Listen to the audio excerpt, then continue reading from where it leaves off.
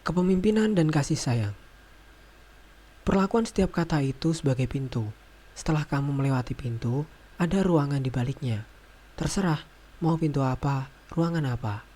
Rasulullah adalah Madinatul Ilmi, kotanya ilmu pengetahuan. Ali adalah Babu al-Ilmu, pintunya ilmu pengetahuan. Luasnya tidak terhingga, ilmu itu tidak terjangkau oleh kamu, saya, dan siapapun. Allah memberi kita semua ilmu yang sangat sedikit, dan yang sangat sedikit itu saja kita tidak mampu menjangkaunya. Ini pengetahuan pertama untuk menjadi pintu, sehingga anytime kamu hafal ini, kamu ingat ini. Dengan begitu, kamu akan menemukan kesadaran dan kerendah hatian bahwa jika kamu menuju suatu tempat, ada dua hal yang perlu kamu ingat. Yang satu, kamu sudah tahu beberapa hal di tujuanmu. Misalnya, kamu bertemu teman-teman dan seterusnya. Kedua, ada faktor lain yang jauh lebih banyak, yaitu hal-hal yang kamu tidak tahu. Di tempat tujuanmu itu banyak orang, tapi kamu tidak tahu apa yang sedang mereka bicarakan. Karena itu, setiap saat kamu perlu mengingat bahwa lebih banyak hal yang tidak kamu ketahui daripada yang diketahui. Mengaji dan mengkaji itu beda. Mengkaji itu intelektual akademis. Kalau mengaji, goalnya martabat dan ilmu yang bermanfaat secara batin. Maka dalam pembacaan terhadap Al-Quran, sebaiknya 90% mengaji dan 10% mengkaji. Demikian pula porsi itu juga harus kamu gunakan dalam hubungan dengan sesama manusia. Bila kamu berhubungan dengan orang, mengajilah bersama dia, bukan mengkajinya.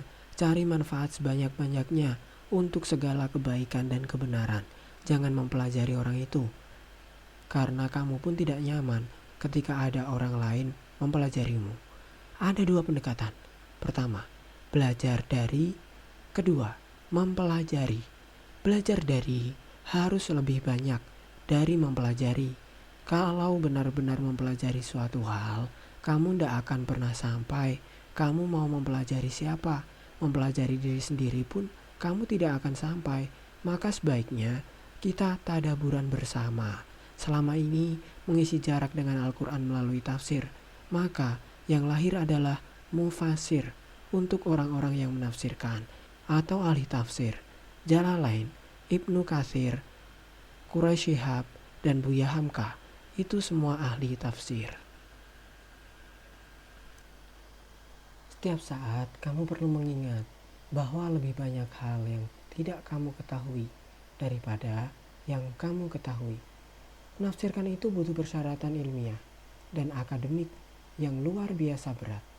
Kalau menafsirkan Al-Quran, kamu harus menguasai bahasa Arab, kamu harus menguasai sejarah sastra Arab, kamu harus menguasai semua asbabun nuzul.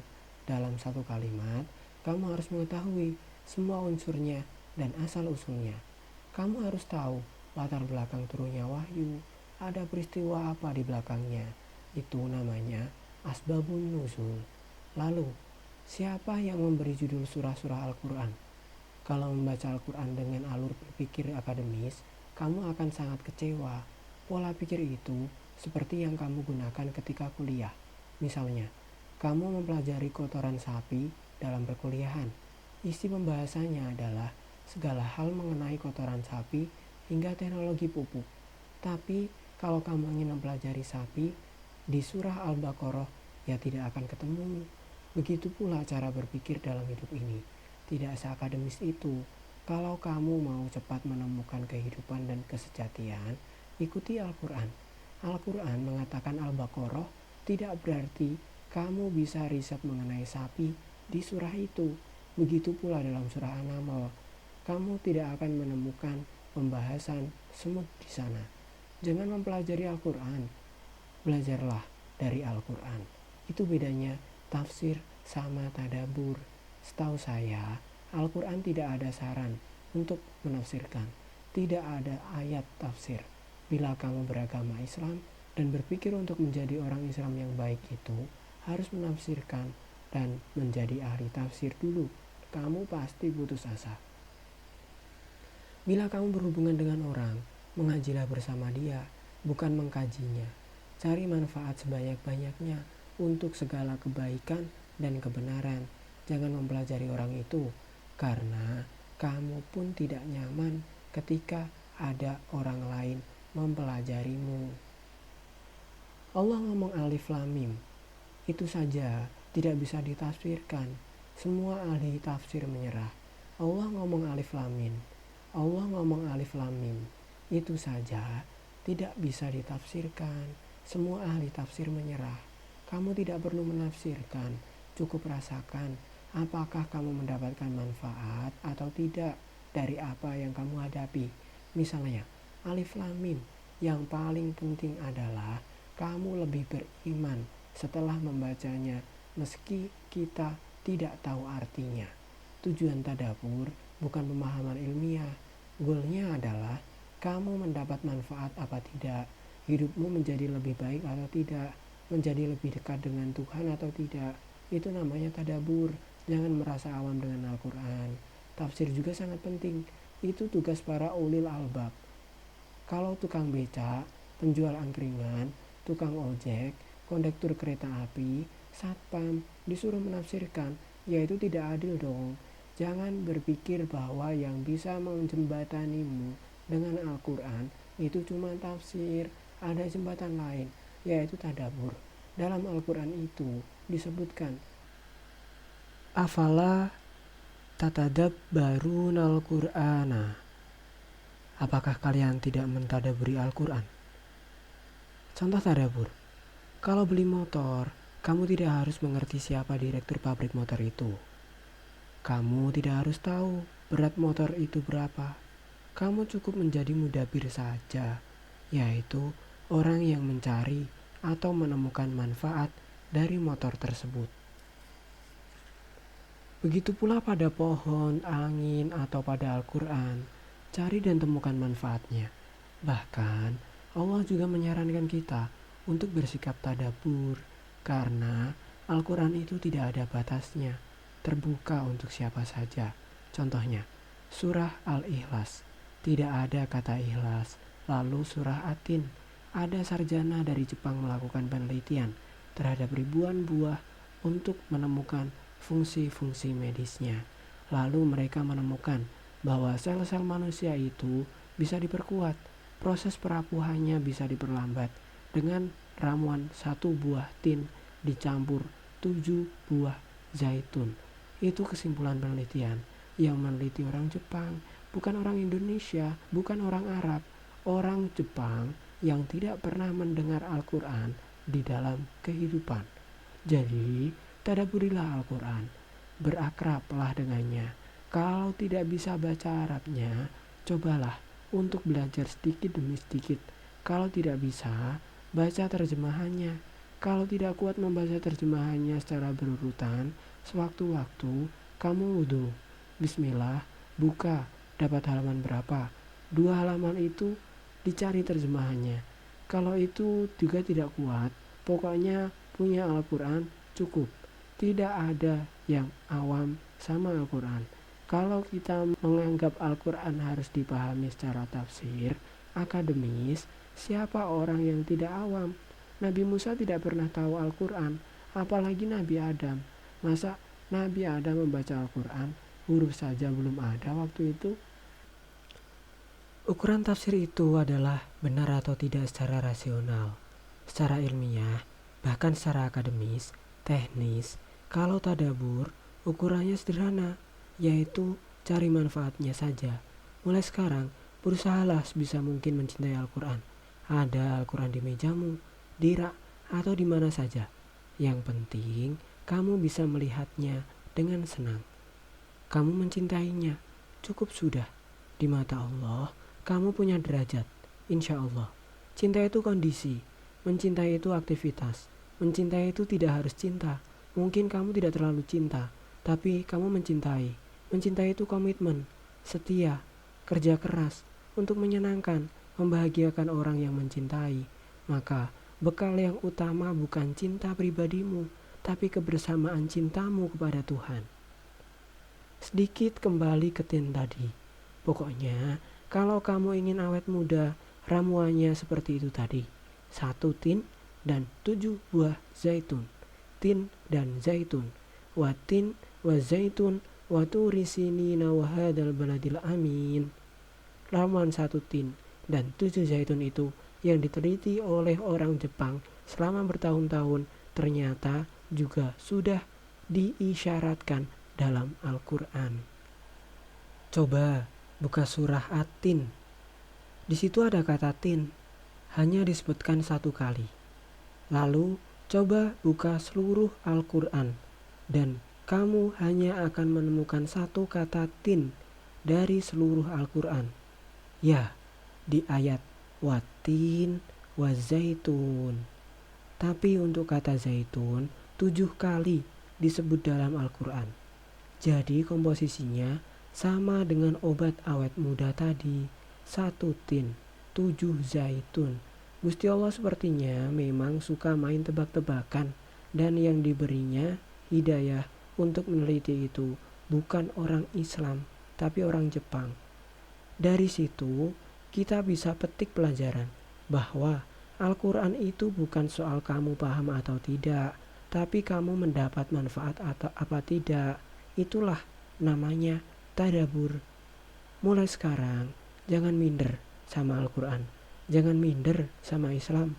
Maknai saja alif lam mim. Kamu masuk dari pintu manapun, baik intensifikasi maupun dengan ekstensifikasi, ilmu itu tidak akan pernah habis. Dari Al-Quran kita juga bisa menafsirkan atau menadaburi perihal negara dan kepemimpinan. Istilahnya adalah baldatun thayyibatun wa rabbun ghafur. Istilah ini tidak pernah diterjemahkan dengan benar, tidak pernah ditafsirkan tidak pernah, apalagi ditadaburi. Baldatun thayyibatun wa rabbun ghafur.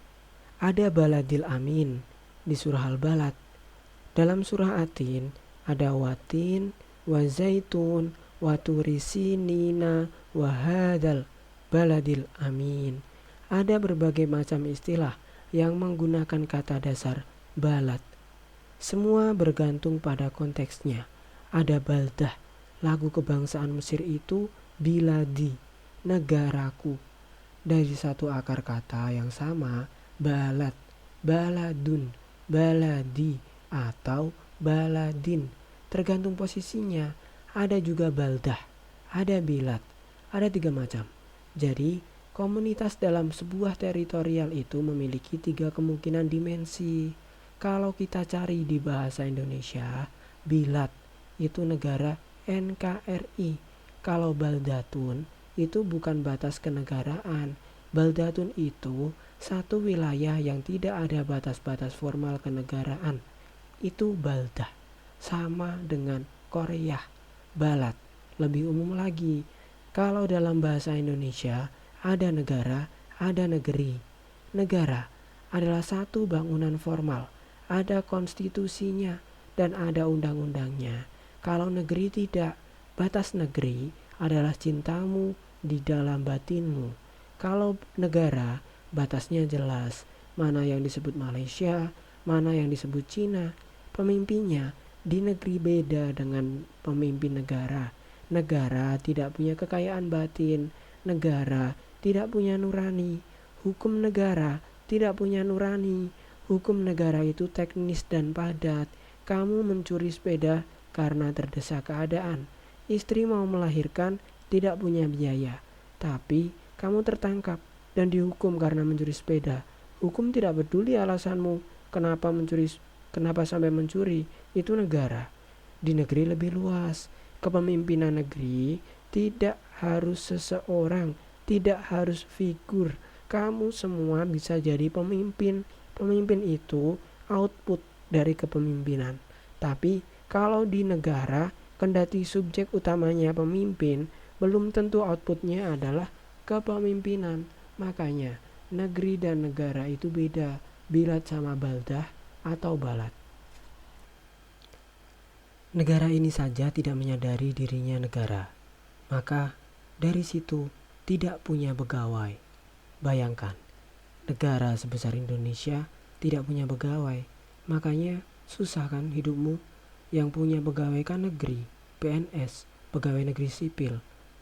Kalau mau menyamakan negara dan negeri, lagunya Kusbini diubah saja. Negerinya dijadikan negara, padamu negara. Indonesia ini juga tidak punya penduduk, karena penduduknya di luar Indonesia semua. Maka mereka selalu bernyanyi, di sanalah aku berdiri, tidak di sini. Sejak TK, yang menyanyi itu sudah terbiasa untuk tidak merasa di Indonesia. Jadi, tidak pernah merasa, tidak pernah punya rasa memiliki Indonesia. Makanya, kalau memang harus mengurus negara, kita rombak sampai mendasar. Karena pekerjaan kita ini, pekerjaan negeri, bukan negara. Pegawai negeri tidak pernah menguntungkan negara, karena dia memang bukan pegawai negara.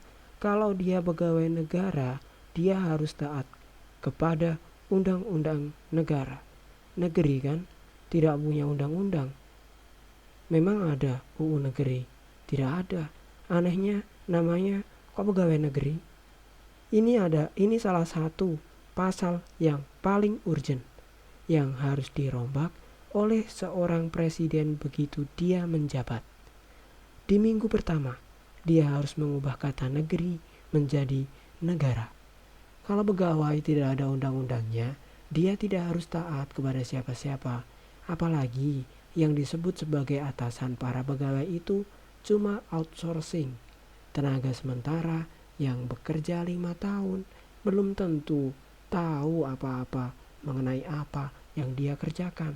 Pegawai permanen ini yang sudah jadi pegawai negeri berpuluh-puluh tahun harus taat pada outsourcing. Misalnya, pegawai di kantor kabupaten. Setiap kali ada bupati baru lagi, dan seterusnya harus taat kepada dia. Si bupati kan tidak tahu apa-apa tentang yang sudah dikerjakan pegawainya selama berpuluh-puluh tahun. Nah, kalau seperti itu, berarti kan bukan negara, aturannya tidak jelas. Makanya kebanyakan orang itu aneh-aneh saja, takut Ahok jadi gubernur Jakarta. Katanya tidak mau dipimpin orang kafir. Saya jadi bingung. Sekarang mari kita berpikir, apakah kita sudah sangat bagus sehingga tidak pantas dipimpin oleh setan, iblis, dan sejenisnya. Padahal melihat kondisi Indonesia kekinian, fenomena yang terjadi itu tidak beda dengan kelakuan setan dan iblis. Banyak pencuri, pengutil, perampok yang orientasinya hanya materi. Itu adalah orientasi setan. Materialisme itu orientasi setan. Surga saja diperlakukan dengan konsep materi. Orang ingin masuk surga biasanya karena tidak puas hidup di dunia. Rumahnya kurang gede, mobilnya kurang, berharap nanti di surga mendapat rumah yang gede. Itu materialisme. Padahal surga itu bukan berada di rentang waktu yang linier. Bukannya sekarang dunia, lalu besok-besok surga. Kalau kamu sudah memasuki dunia batin dan sifat waktu yang sesungguhnya, maka surga itu ada padamu sekarang juga. Agak menggunakan tafsir, ya. Allah menggambarkan tajri min tahtihal anharu khalidina fiha. Di bawahnya ada sungai-sungai yang mengalir. Siapa yang tertarik dengan sungai? Kalau kamu tertarik, di sekitarmu ini sekarang banyak sungai. Tidak usah menunggu sampai di surga. Kalau tadabbur boleh membayangkan sampai kemana-mana. Kamu tidak usah menjadi pejuang di surga. Di dunia ini kamu harus berjuang. Di dunia ini tempat perjuangan, bukan tempat sakinah, bukan tempat untuk mapan. Karena baru mapan kita sudah tua, sudah mau mati. Dunia ini bukan tempat membangun, tempat mengumpulkan bahan bangunan. Karena bangunanmu nanti ada di surga. Dunia bukan tempat sukses. Dunia ini bukan tempat untukmu menjadi atau mencapai sesuatu. Tidak ada pencapaian di dunia. Makan juga cuma seberapa sih? Punya banyak rumah, mobil, pakaian yang bisa dipakai juga hanya satu persatu. Tidak bisa dipakai sekaligus. Apanya yang bisa dinikmati dari dunia ini? Apa yang kamu nikmati di dunia ini? Kenapa orang itu habis-habisan berebut dunia? Itu sesungguhnya hal yang paling sulit dimengerti. Enak atau tidak enak, rasa makanan itu bukan bergantung makanannya, tapi pada sikapmu terhadap makanan itu. Jamu itu tidak akan terasa pahit kalau kamu memahaminya sebagai sumber kesehatan. Pahitnya kalah oleh nikmatnya kesehatan. Kalau kamu sudah memasuki dunia batin dan sifat waktu yang sesungguhnya, maka surga itu ada padamu sekarang juga. Yang hilang di Indonesia ini adalah takdib. Yang ada di Indonesia ini hanya taklim. Taklim itu dari tidak tahu menjadi tahu. Metode untuk tahu dari tidak tahu, ada agen yang membawa pengetahuan kepadamu dan kamu harus bayar. Misalnya kuliah, per semester kamu harus membayar sekian. Itu namanya taklim. Padahal dalam Islam ada tafhim, ada takrif juga. Takdib itu bukan hanya membuat orang menjadi tahu, bukan hanya pengetahuan. Takdib itu dari kata adab, lalu ta'adub, kemudian adab, artinya peradaban.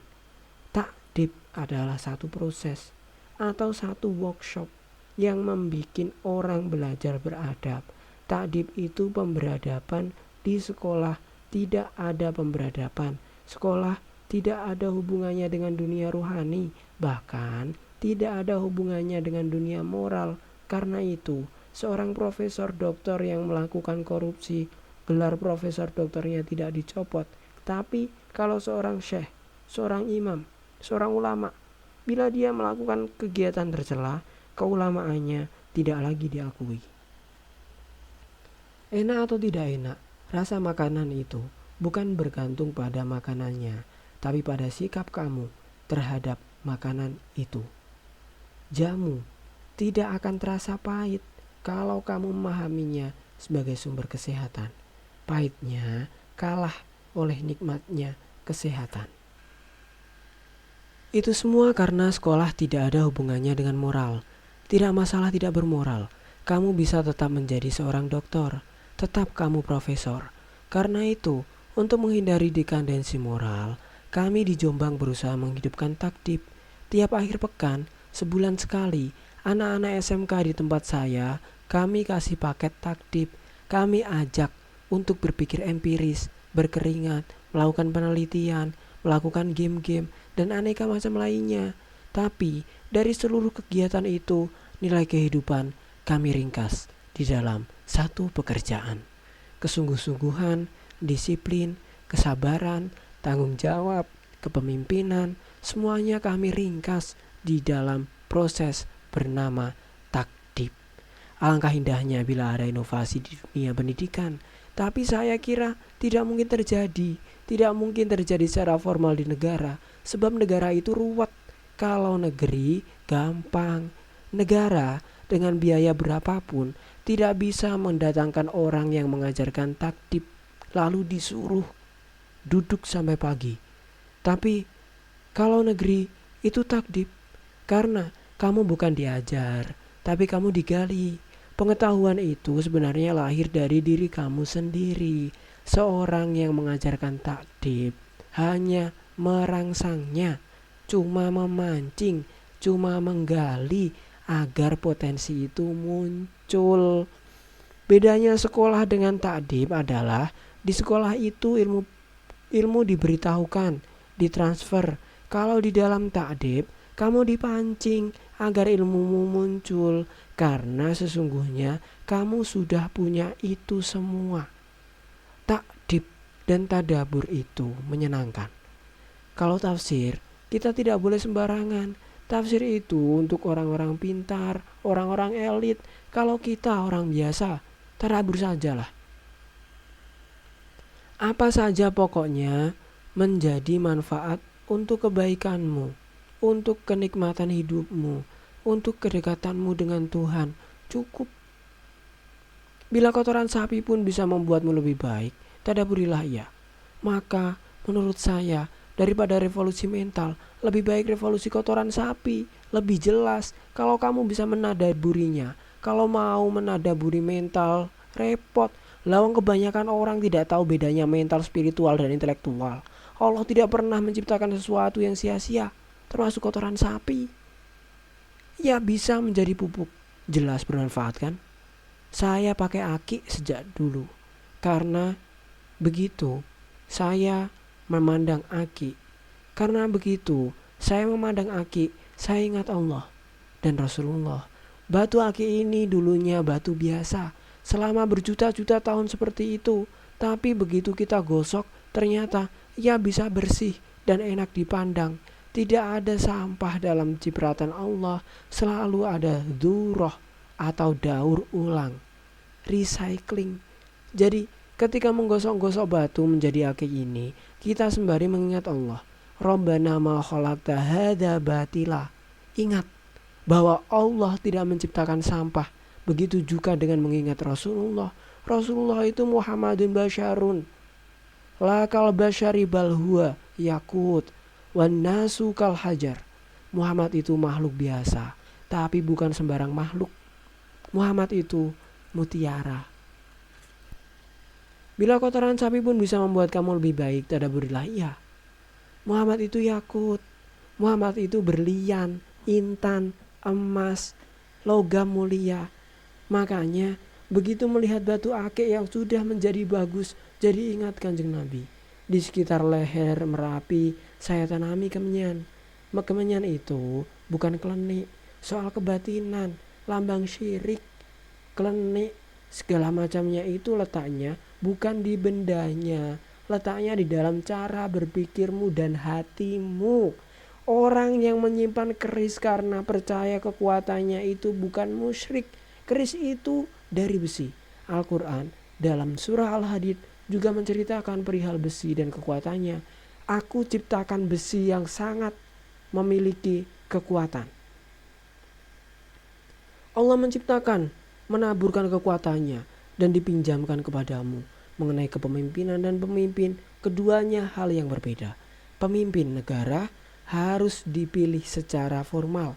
Undang-undangnya jelas, pasalnya jelas, itu dalam konteks negara. Dalam jangkauan yang kecil, misalnya mengorganisir sebuah event, tidak perlu pemimpin. Yang diperlukan adalah kepemimpinan agar event itu berjalan lancar. Akan tetapi, kalau kita mau mencari kedua-duanya, kepemimpinan dan pemimpin, wacananya sangat banyak. Bisa dari Islam, bisa dari kebudayaan, bisa dari filosofi, bisa dari wacana-wacana peradaban, bisa dari berbagai macam era sejarah di negara manapun, di bangsa-bangsa manapun. Kamu bisa ambil khulafaur rasyidin, ambil dari pohon pun bisa, ambil dari binatang pun bisa. Kepemimpinan semut beda dengan kepemimpinan macan, itu juga bisa dijadikan contoh. Sebenarnya kepemimpinan itu disebarkan oleh Allah di seluruh makhluk-makhluknya. Kalau kamu ingin meniru kepemimpinan Rasulullah, sebaiknya jangan berat. Rasulullah itu duitnya sangat banyak karena dia direktur utama Khadijah Corporation. Tapi duit perusahaan itu dibagikan Rasulullah pada UKM-UKM di Madinah. Sehingga ketika beliau berhijrah ke sana, semua sudah siap. Rasulullah sendiri hidup sangat miskin. Pakaiannya 3 macam. 1 dipakai, 1 yang dicuci, dan yang satunya ada di dalam lemari. Berat bila kamu meniru Rasulullah. Ambil saja yang bermanfaat dari Rasulullah untuk kebaikanmu. Ambil sedikit saja, tidak masalah. Tidak perlu meniru Rasulullah secara keseluruhan.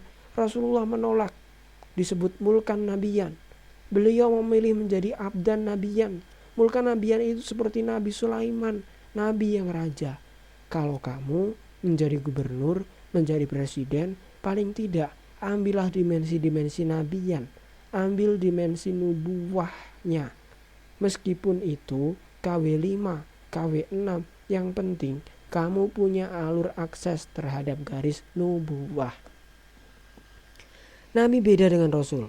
Sama dengan jenderal atau panglima TNI. Kalau Rasul itu panglima, Nabi itu jenderal, Nabi itu pangkat, Rasul jabatan.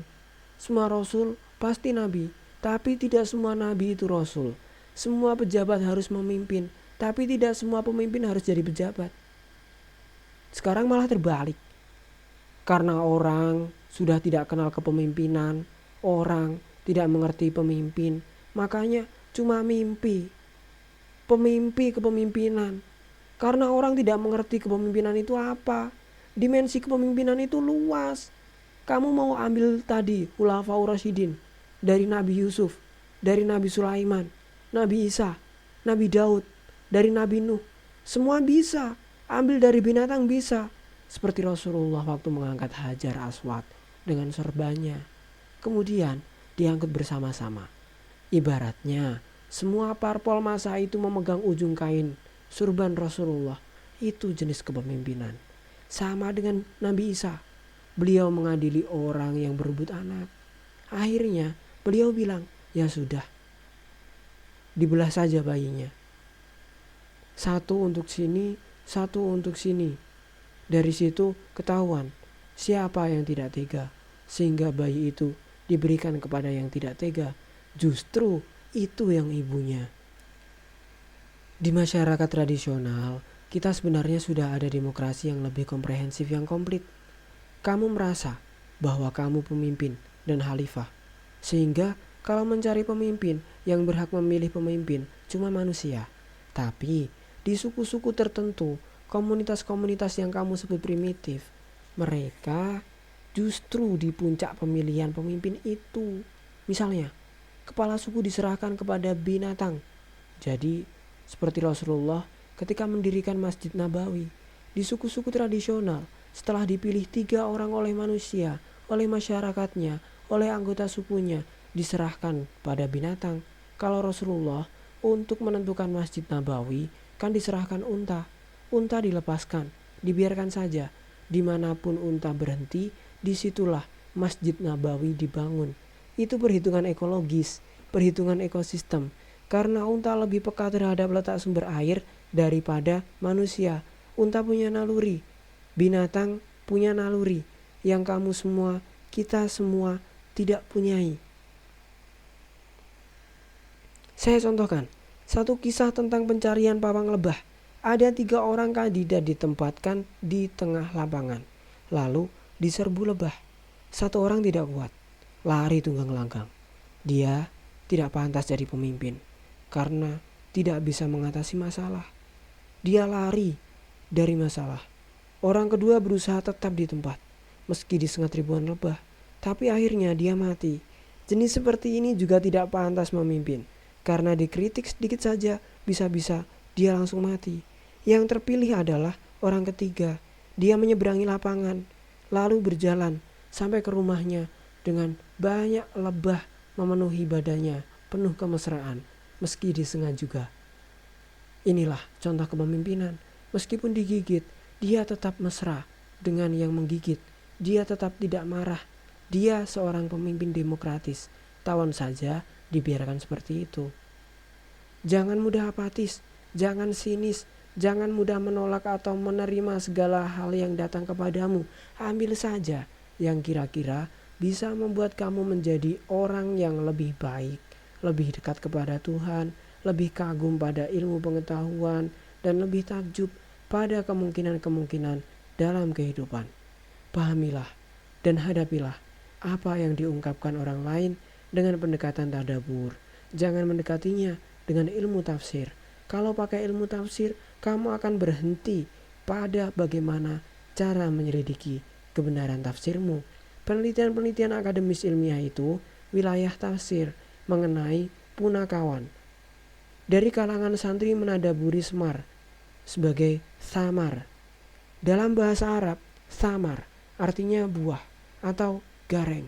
Itu ghairon. Maksudnya harus peka terhadap sesuatu yang sebaiknya jangan kamu lakukan. Kalau Petro, karena kamu sudah ghairon, sudah gareng, maka kamu harus berani untuk metro. Metro itu utruk fatruk. tinggalkanlah sesuatu yang buruk-buruk. Lalu bago, maksudnya boleh-boleh saja melakukan sesuatu. Yang penting pertimbangkan, itu membuatmu menjadi lebih baik apa tidak. Sesukamu saja, tidak masalah. Saya bahkan pernah menadaburi punakawan itu dengan lebih gawat. Semar sudah ada di dunia jauh sebelum Nabi Adam. Diturunkan ke dunia, dulu Semar bernama Semoro Bumi, Semarnya bumi, maka disebut Semoro Bumi. Ketika malaikat Israel diutus untuk mencari tanah liat di bumi, untuk membuat Adam, ia dihalangi oleh Semoro Bumi. Setiap ada malaikat yang datang ke bumi, Semar selalu menghalangi, dan semua takut pada Semar. Semoro Bumi ini sebenarnya adalah iblis. Ia adalah malaikat senior yang sudah di-casting Allah menjadi tokoh antagonis. Jibril dan semua yang kamu kagumi itu adalah tokoh-tokoh protagonis. Karena waktu itu hidup cuma positif, jadinya kurang bercahaya, kurang ada dinamika. Maka Allah mengizinkan Semara Bumi, iblis itu, untuk menciptakan dialektika antara positif dan negatif. Karena ada positif dan negatif itulah, maka ada listrik. Kalau hanya positif atau negatif saja, tidak bakal ada listrik. Begitulah asalnya punakawan dan energi menurut saya. Kamu jangan langsung percaya. Yang lebih penting, kamu bisa menjadi takjub dengan kehidupan. Jangan mudah apatis, jangan sinis, jangan mudah menolak atau menerima segala hal yang datang kepadamu. Ambil saja yang kira-kira bisa membuat kamu menjadi orang yang lebih baik, lebih dekat kepada Tuhan, lebih kagum pada ilmu pengetahuan, dan lebih takjub pada kemungkinan-kemungkinan dalam kehidupan. Tentang nama Semar atau Semoro Bumi, itu semua tadabur. Sebutan Allah untuk menamai Tuhan itu juga proses tadabur, karena dia sebenarnya tidak butuh nama. Tapi sekarang ini sebagian umat Islam melarang kita menyebut Tuhan dan memaksa harus Allah. Padahal Allah sudah ada sejak Islam belum ada. Sebelum Nabi Muhammad lahir, Allah sudah ada. Ayah Nabi saja namanya Abdullah. Tapi jangan lantas dipikir jika Allah itu benar-benar namanya. Dia tidak butuh nama. Allah bukan asbak yang membutuhkan kesepakatan untuk menyebut untuk keperluan interaksi atau pergaulan. Kamu punya nama itu untuk keperluan interaksi dan pergaulan sosial. Kalau Allah itu nama, memangnya dia mau bergaul dengan siapa? Tinggal di RT mana? Dia tinggal di surga. Kalau iya, surganya sebesar apa? Jelas Allah lebih akbar, lebih besar dari surga. Allah tidak berada dalam ruang dan waktu. Dia tidak perlu persyaratan administratif. Apa marojan, apa syajaroh, apa itu sejarah, itu semua administratif. Tidak akan diperlukan ketika kamu sudah bertauhid kepada Allah Subhanahu wa Ta'ala. Nama bisa anytime, disebut mengalir air sungai di bawahnya. Maksudnya adalah bahwa sifat di surga nanti itu, watak kehidupan di surga itu, menurut tafsir saya, di sana itu kamu tidak perlu berjuang, karena begitu menginginkannya langsung mendapatkannya. Allah memberikan kenikmatan surga berbeda dengan kenikmatan dunia. Jangan diukur dengan ukuran dunia. Kita itu la tatafakkaru anil khaliq, tafakkaru anil khalq. Kita jangan mengukur Tuhan dengan logika. Tuhan tidak masuk akalmu. Tuhan jangan ditafsir. Temukan saja manfaat dari dia. Tidak usah mempertanyakan dia. Terserah dia. Kita semua ini tidak berguna bagi Allah. Jadi alhamdulillah tidak ada gunanya. Tapi masih diciptakan. Sehingga kita bisa mencari manfaat di antara kita sebagai sesama yang diciptakan. Kamu kufur, Allah tidak rugi. Kamu menyembahnya, Allah tidak diuntungkan. Untuk menuju Allah memang diperlukan jalan, diperlukan torekot. Dalam Islam, Allah selalu memakai lambang jalan. Dari syar'i itu jalan raya jadi syariat. Torik itu jalan tertentu jadi torikot. Satu lagi, sirot, jalan dalam, arti yang sejauh-jauhnya, seluas-luasnya. Sifat surga adalah sesuatu yang mengalir jadi sungai, sesuatu yang mengalir. Kamu tidak perlu mengalirkan air karena kamu sendiri akan mengalir sebagaimana air. Tajri min tahtihal anharu khalidina fiha. Tidak perlu berjuang di sana. Kamu langsung mendapatkan apa yang diinginkan. Torekot itu hanya jalannya. Ada jalur khusus, semacam bypass. Ada jalan Qadiriyah, ada jalan Wahidiyah, ada jalan Naksabandiyah, ada jalan Sadiliyah, ada jalan Ma'iyah, ada jalan macam-macam. Masalahnya selama ini, orang yang hanya mengenal satu torekot, satu jalan, mengira hanya ada satu jalan, yaitu jalan yang dia ketahui. Yang mengenal torekot, Ma'iyah, menyangka bahwa cuma Ma'iyah itu saja. Padahal kamu bisa mengambil jalan sendiri. Dari luar jalan Ma'iyah, kamu bisa menciptakan jalan sendiri.